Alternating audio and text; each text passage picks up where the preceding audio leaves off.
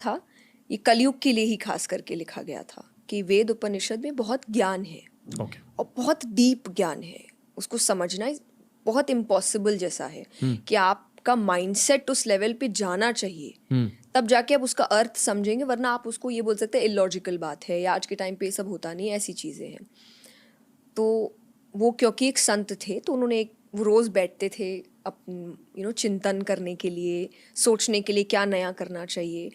And वो सोच रहे थे कि मुझे ऐसा क्यों लग रहा है कि ये सब लिखने के बाद भी कलयुग के जो लोग होंगे उनका कुछ नहीं होने वाला। तो वो सोचते सोचते उनको ऐसा लगा कि इतना करने के बाद भी लोगों का कल्याण नहीं होगा या उनका अच्छा नहीं होगा, तो वो रोने लग जाते हैं।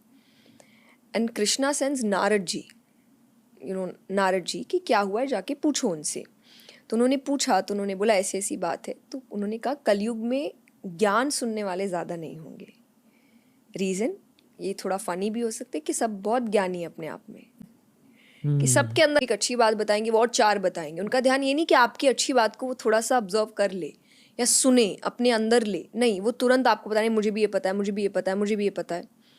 तो नारद जी ने कहा ज्ञान सुनने वाले ज़्यादा नहीं होंगे। तो फिर बोले मैं क्या लिखूं? तो बोले तुम भक्ति रस लिखो। तो श्रीमद् भागवत में भगवान के 24 अवतार्स हुए हैं कृष्ण जी के। वो 24 अवतारों के बारे में लिखा है। तो कथा इसीलिए क्योंकि कहानी की तरह बताया गया है, पूरी एक A to Z लीलाएं कि उन्होंने कब क्या किया, कैसे किया। तो आपको सुनने में अच्छा, स्टोरी सबको अच्छी लगती है ना, तो श्रीमद् भागवत स्टोरी से चल के सीख देती है। तो इसीलिए श्रीमद् भागवत एक कथा है, प्रॉपर कथा है कि आपको वहाँ पे पहले भगवान की स्टोरीज बताई जाती है, फिर एंड में कि इस कहानी का मतलब ये है, आज के टाइम पे ये मतलब का आप ये हो सकते हैं, मैं ये हो सकता हूँ और हमको ये काम करना है। तो मॉरल निकल आता है, पर पहले कथा यानी स्टोरी होती है। तो ये प्रसंग, ये टॉपिक आता है 6th डे श्रीमद् भागवत, क्योंकि पारायण के हिसाब से होती है 7 days और 1 month। तो 6th डे आता है, दैट इज़ गोपी उद्धव संवाद।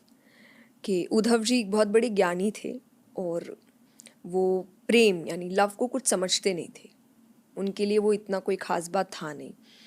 और कृष्ण जी जानते थे कि प्रेम सबसे ऊपर है, बट दैट प्रेम मीन्स निस्वार्थ, बिना कोई सेल्फिश रीज़न के। कोई रीज़न ही नहीं होना चाहिए कि मुझे आपसे प्यार क्यों है। तो उसको निस्वार्थ प्रेम कहते हैं, जो स्पेशली भगवान और भक्त के बीच होता है, या स्पेशली भगवान आपसे करते हैं, क्योंकि उनको कोई स्वार्थ है नहीं आपसे, आप उनका कुछ भला कर नहीं सकते। फिर लोग थोड़े से खुश हो जाते हैं, मीन्स लाइक आपका और मेरा नहीं, या आपका और किसी का नहीं, कि जो आज कल किसी और से, परसों किसी और से। तो हमारा प्रेम वो प्रेम सच्चा नहीं होता, दैट इज़ निस्वार्थ प्रेम। कोई रीज़न, सेल्फिश रीज़न होना ही नहीं चाहिए उसमें, क्योंकि अगर सेल्फिश रीज़न है, प्रेम तभी तक रहेगा जब तक आपका काम निकल नहीं जाता। वो काम कोई भी, इमोशनल भी हो सकता है, फिजिकल भी हो सकता है, इंटेलेक्चुअल काम भी हो सकता है। जिस दिन निकला उस दिन प्यार खत्म, तो वो नहीं होना चाहिए। तो उद्धव जी को ये सब बातें थोड़ी कम ही समझ आती थी, तो उन्होंने गोपियों के पास उनको भेजा था, जो कहते हैं कि सबसे ज़्यादा अगर प्रेम को किसी ने समझाए तो गोपियों ने समझाए, जो कृष्ण जी के साथ गोपियाँ रहती थी।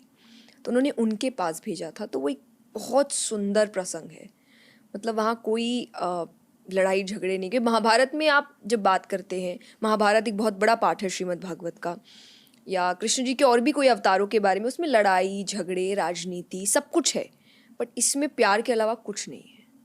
और वो भी कैसा कि आप भगवान से दूर है और वो चाह रही हैं कि भगवान आए, पर भगवान आ नहीं रहे हैं, पर फिर भी वो अपनी ड्यूटीज़ कर रही है, पर भगवान को याद करते हुए। तो उन्होंने प्रेम का जो सही अर्थ है वो समझाया है। बहुत इमोशनल है वो टॉपिक, वो इतना सुंदर है कि हम लोग हमेशा कहते हैं कि 7 दिन में जो सबसे ज्ञानी संत होते हैं वो इस प्रसंग को सुनने आते हैं, कि जो भी कथा करे अगर वो ये अच्छा कर दिए तो वो मान लेंगे 7 दिन बहुत। यशोदा मैया और गोपियाँ, जिनको, क्योंकि ये सबसे ज़्यादा दुखी लोग थे भगवान के जाने के बाद, तो वो उनको समझाने आए हैं कि रोना धोना छोड़ो, ज्ञान मार्ग पर चलो और भगवान को प्राप्त करो, क्योंकि उनको ऐसा लग रहा है कि ये सब तो कोई मायने का होता नहीं है।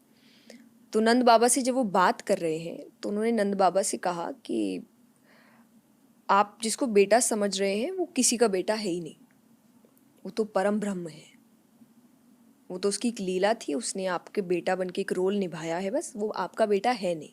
तो नंद बाबा ने बहुत सुंदर बात कही, क्योंकि इसके पीछे मैं एक एग्जाम्पल आपको, कि हम लोग जब भी कोई बात करते हैं लाइफ में कि आपकी उम्मीद, आखिरी उम्मीद कौन होता है, कि जब आपके हाथ से सब कुछ चला गया, लाइक इन टोटल ब्रह्मांड में पूरे, आपकी लास्ट होप कौन है, कि जब आपसे भी कुछ नहीं हो रहा। बाबा ने कहा कि तुम जो भी बात बोल रहे हो कि वो मेरा बेटा नहीं है और जो चला गया वो परम ब्रह्म है, तो बोले आज तक तो मैं सिर्फ इसी बात से दुखी था कि मेरा बेटा चला गया। कईयों के चले जाते हैं, कई पेरेंट्स अपने बच्चों से अलग हो जाते हैं, पर मेरे साथ भगवान तो है मेरी आखिरी उम्मीद। पर आज तुम्हारे ज्ञान के हिसाब से भगवान ही मेरे को छोड़ के चले गए। अब मेरे पास और आगे जीने की होप क्या है, बताओ? तुम तो ज्ञानी हो ना, और ज्ञानी ही लोग ये बात बोलते हैं कि आपकी आखिरी उम्मीद भगवान होते हैं, पर उन्होंने अपने ज्ञान के थ्रू ये बोल दिया कि जो छोड़ के गया वो भगवान था। तो ये प्रसंग जब आता है कि ये एक्चुअली हिट करता है आपको कि रियल बात है ना, कि अगर कृष्ण भगवान है और वो उनको ये समझा रहे कि जो गया वो भगवान है, तो ऐसा घर कैसा होगा जिसको भगवान छोड़ के चले गए हैं, कि अब इसको मैं मुड़ के वापस नहीं देखूंगा। तो ऐसे प्रसंग आते हैं, फिर यशोदा मैया, फिर गोपियाँ, तो सब अपना अपना दुख सुना रहे हैं और वो सबको समझाने की कोशिश कर रहे हैं, पर फिर उनको जो उल्टा ज्ञान मिल रहा है। और लास्ट में फिर जब वो भगवान के पास घूम कर आते हैं तो भगवान पे चिल्लाने लगते हैं कि आप झूठ बोलते हैं, आप कोई दयालु नहीं है, कोई कृपा नहीं है आपके अंदर। तो भगवान ने कहा कि मैंने जिस काम के लिए भेजा था वो सफल हुआ, क्योंकि इतना गुस्सा एक प्रेमी के अंदर ही हो सकता है। तो अब उनका प्रेम तुम्हारे अंदर रिफ्लेक्ट कर रहा है कि तुम मुझसे गुस्सा हो, जबकि मैंने तुमसे कुछ भी गलत नहीं किया, जो हुआ उनके साथ हुआ है। तो मतलब उन्होंने इतना समझाया कि वो उस